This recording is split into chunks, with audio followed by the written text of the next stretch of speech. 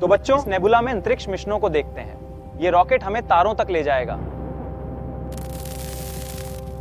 और इस तरह अंतरिक्ष की गहराइयों को छू सकते हैं। तो बच्चों, इस नेबुला में अंतरिक्ष मिशनों को देखते हैं। ये रॉकेट हमें तारों तक ले जाएगा। देखिए, इसका शक्तिशाली इंजन इसे ऊपर धकेल रहा है और इस तरह हम अंतरिक्ष की गहराइयों को छू सकते हैं। तो बच्चों, इस नेबुला में नए तारों का जन्म होता है।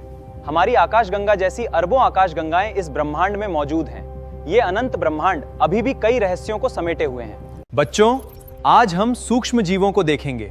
ये समीकरण उनकी वृद्धि को दर्शाता है। इतरप्क जठरत करता और इस तरह रासायनिक अभिक्रिया पूरी होती है।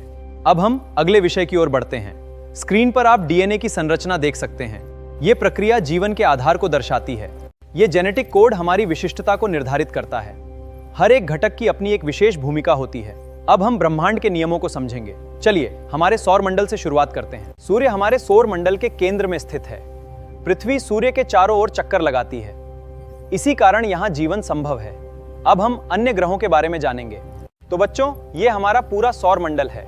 जिस प्रकार ग्रहों का अपना तंत्र है, वैसे ही हमारे शरीर में डीएनए का तंत्र है। चलिए अब हम ब्रह्मांड की गहराइयों में चलते हैं। अब हम न्यूट्रल पदार्थों के महत्व को समझेंगे। पानी और नमक हमारे शरीर के लिए बहुत आवश्यक हैं। बच्चों, विज्ञान मेले में सीखी बातों को हमेशा याद रखें। क्या होगा अगर दुनिया से सारे अम्ल खत्म हो जाएं? चलिए बच्चों, अब हम प्राकृतिक संकेतकों को देखते हैं। देखिए कैसे हल्दी और गुड़हल का रंग बदल रहा है और जब अम्ल और क्षार मिलते हैं तो न्यूट्रलाइजेशन होता है, दूसरे का प्रभाव भाव खत्म करते हैं। अब हम न्यूट्रल पदार्थों के महत्व को समझेंगे। पानी और नमक हमारे शरीर के लिए बहुत आवश्यक हैं। बच्चों, विज्ञान मेले में सीखी बातों को हमेशा याद रखें। क्या होगा अगर दुनिया से सारे अम्ल खत्म हो जाएं? नमस्कार बच्चों, आज हम पदार्थों को समझेंगे। देखिए, जब हम एसिड और बेस को मिलाते हैं तो स्क्रीन पर देखिए ये कैसे बदल जाता है। विज्ञान बहुत ही मजेदार है। चलिए अब हम लिटमस पेपर का टेस्ट देखते हैं। स्क्रीन पर देखिए कैसे नीला लिटमस लाल हो गया। ये इसकी एसिडिक प्रॉपर्टी को दर्शाता है। अगली कक्षा में हम और विस्तार से सीखेंगे। चलिए अब हम बेस का टेस्ट देखते हैं। देखिए कैसे लाल लिटमस पेपर नीला हो गया। ये इसकी बेसिक प्रॉपर्टी को दर्शाता है। विज्ञान को ऐसे ही मजे से सीखते रहिए।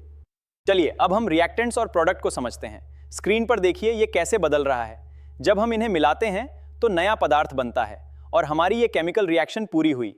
चलिए अब हम रिएक्टेंट्स और प्रोडक्ट को समझते हैं। स्क्रीन पर देखिए ये कैसे बदल रहा है। जब हम इन्हें मिलाते हैं तो नया पदार्थ बनता है और हमारी ये केमिकल रिएक्शन पूरी हुई।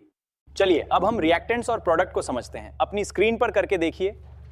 सर, क्या हम इन बॉन्ड्स को बदल सकते हैं? हाँ, तुम इन्हें बदलकर नए पदार्थ बना सकती हो। अब हम लिटमस पत्र से एसिड और बेस की पहचान करेंगे। नींबू का रस नीले लिटमस को लाल कर देता है और साबुन का पानी लाल लिटमस को नीला कर देता है। इस तरह हम बिना छुए की प्रकृति जान सकते हैं। बच्चों, क्या आपको पता है ये क्या है? ये है हमारी सुंदर धरती, जहां हम सब रहते हैं। हमें इसका ख्याल रखना चाहिए।